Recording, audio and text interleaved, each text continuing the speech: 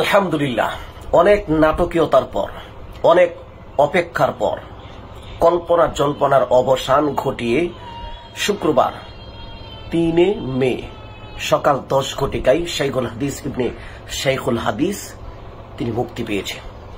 গতকালকে গুজব রটিয়েছেন।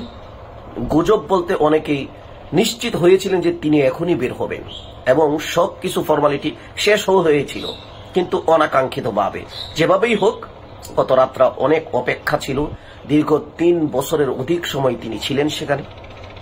আলহামদুলিল্লাহ, অবশেষে হাজারো লাখো কোটি মানুষের হৃদয়ের স্পন্দন, রাজপথের লড়াকু সৈনিক, লক্ষ তরুণের রক্ত জাগরণী, বিপ্লবী তারুণ্যের অহংকার শাইখুল হাদিস ইবনে শাইখুল হাদিস তিনি মুক্ত আকাশের নিচে অবশেষে। আলহামদুলিল্লাহ, কি যে আনন্দ লাগতেছে, কি যে নিজেকে একটা ফিল অনুভব হচ্ছে। এই অনুভব লক্ষ কোটি টাকা দিয়ে কিনা যাবে না। এই আনন্দ কোটি টাকার চেয়ে বেশি আনন্দ, অব্যক্ত আনন্দ, ব্যক্ত করার মতো না।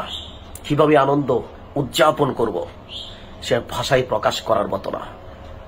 এতদিন পরে শাইখুল হাদিসকে দেখতে পেয়ে সত্যি বিমোহিত, ওনার মুচকে হাসিটা।